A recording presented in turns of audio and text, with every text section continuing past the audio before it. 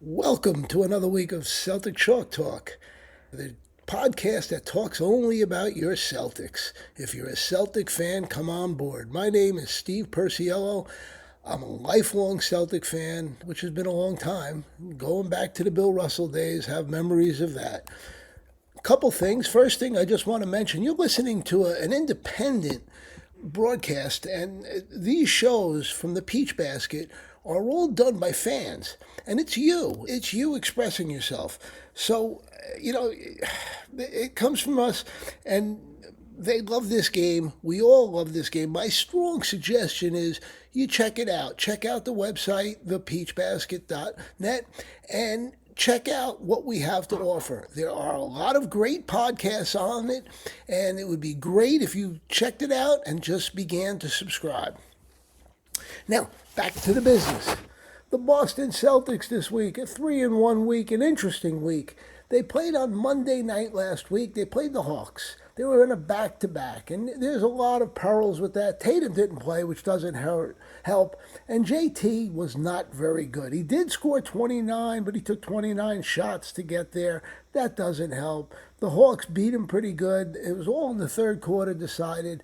And they played well defensively, the Hawks. The Hawks are a different look than what they were. They used to be a sloppy defensive team. Now they have become a pretty good defensive team. And again, the third quarter, they beat Boston 36-22, which won the game. If you follow basketball and you know about back-to-backs, generally the third quarter is when the team in a back-to-back has a rough time. And in this game, that happened.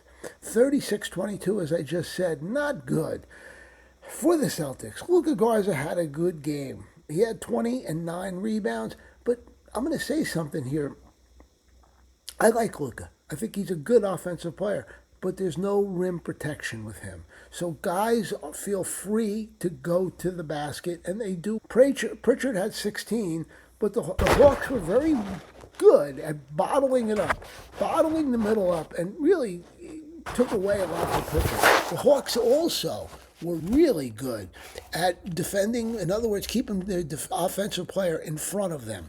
Those were good things they did. It's called containing the ball. Boston's defense wasn't good. They were a tired, sloppy team, and they deserved what they got. They lost. But they come off of that, and then they go out to Miami, beautiful Miami on Thursday. Had a day in Miami. Usually that doesn't work well because players like to have a good time in Miami, but not this time. They won 147-129. They showed the other side.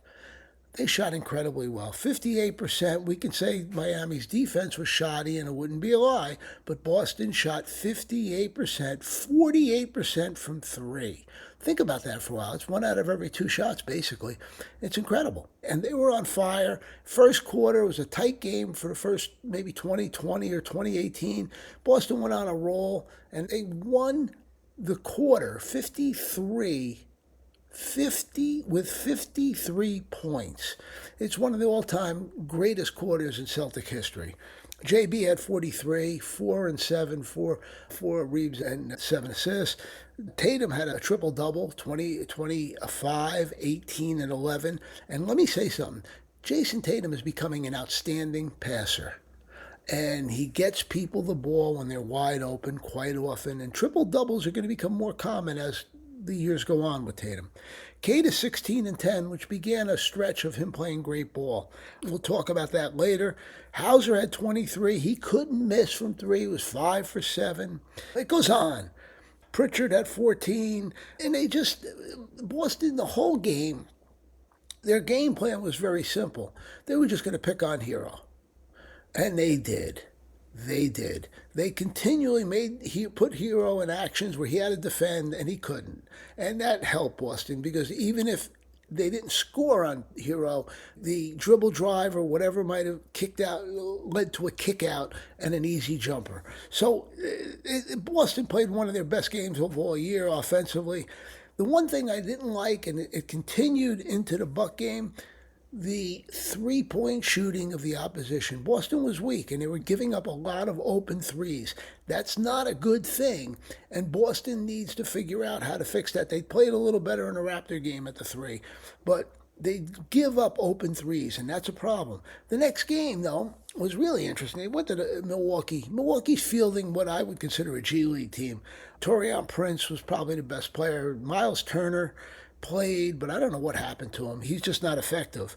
The Bucks don't defend at all. Boston won 133 to 101. But more importantly than not, they can shoot threes. Even they've got a bunch of guys that can throw the threes in. They made 21. And that leads my back to what I was just talking about, giving up the three for Boston. Not good. They need to improve that three-point D when they get to the playoffs, to the higher level playoffs. It's very important that they do. Boy, it's just average, I'd say, defensively. Milwaukee, not a good team. JT had 23, 11, and 9. Boston was winning so big by the end of the third quarter. Tatum was on triple-double watch, and he kicked it right before the buzzer. He kicked the ball to Pritchard for an open three, which would have given him the triple-double, and Pritchard missed a shot at the buzzer. Tatum and Brown sat out the fourth quarter, which is good. At this point in the year, the more rest they can get, the better they are. Tatum 23, 11, 9. JB had 26. Queta 19 and 10. Here we go again. And clearly, with the Heat and this game, the best big on the floor. Now, the Heat game, you got Bam. Queta was better. And that's saying something again. I'll talk about that later. But it tells you where we are with him. Hauser continued his decent shooting with 13. White had 17. Pritchard 16. And it was an easy win for Boston. And it's something they need at this point in the year. Now, yesterday they played the Toronto Raptors. Boston, and it was an interesting game because Boston didn't shoot the ball well.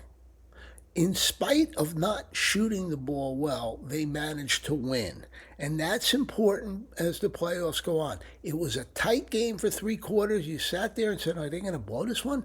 But good teams win these kind of games. And Boston went out in the fourth quarter and put them away with a run. They had a great fourth quarter, and it took over, 35-24 in the fourth quarter, and it made the game a lot easier. Payton Pritchard was the key in the fourth quarter. He just went off. He finished with 17, but I think he had 2 at half, so he really got it going in the fourth, in the beginning of the fourth, and then Boston just went off of that.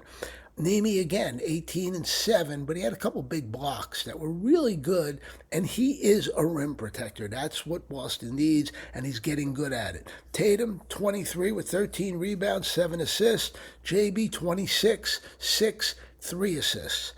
The Raptors defended well in the first three quarters. Fourth quarter broke down for them, and the results show that. It's a great win for Boston. It's a great win for Boston. Type of game, if you're good, you're going to figure it out, even though you're not shooting well. 8 for 28, as I said, 29% from 3. I said 28, I was wrong. But the Boston Celtics, the good thing is they figured out how to win a game where they're not playing as well as they should. And that is the key in this thing. Queta just dominated over Pirtle. Pirtle was like he was not there. I think, again, I'm going to mention more about him. The other thing I saw was that Joe Mazzulla is now beginning to use Jordan Walsh more and less of Ugo for some reason. I don't know if that's a playoff sign or what, but Jordan Walsh in this game came up with a big steal in the third quarter when Boston was struggling, and then he hit a shot of three to help his game, but also for Boston. And he's a shot in the arm when he plays, and he's needed. So is Ugo, but it's hard to get minutes when you have you got 2 stars and a couple other people playing real well. So they didn't use Ugo until the last couple minutes of the game when everybody came out.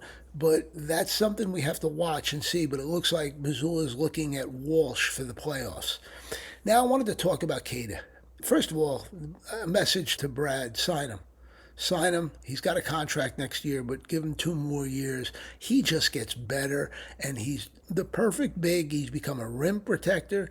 He can score. He's got a little bit of an offensive game that's coming out with each time he plays. I'm impressed. I really think he deserves all the accolades he can get because he has become a real good player on a good team. Probably one of the most improved guys in the NBA and has a chance at that award. That's it for this week. And another good week. I hope you tune in to this and every Monday thereafter to Celtic Chalk Talk. Thank you and take care.